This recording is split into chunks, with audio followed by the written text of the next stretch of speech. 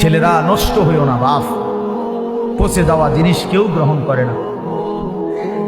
বখাটেকে দুশ্চরিত্রকে কেউ পছন্দ করে না। লম্পট চরিত্রহীন, নারী লুভী, জিনা বেবিচার, অসভ্যতা, মদ জুয়া আসক্ত এমন অপদার্থ জানোয়ারকে কেউ পছন্দ করে না।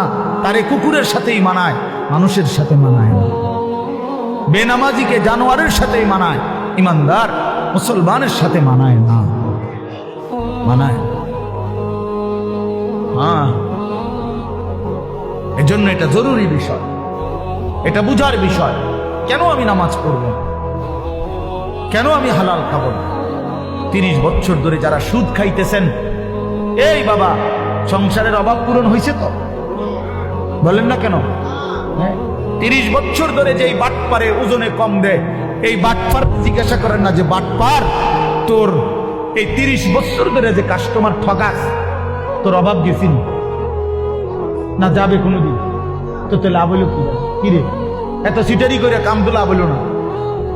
সিটারি যা করলা, কই সংসারের অভাব তো গেল না, কিস্তি তো শেষ হয় না, কিস্তি তো শেষ হয় না, প্রয়োজন তো শেষ হয় না।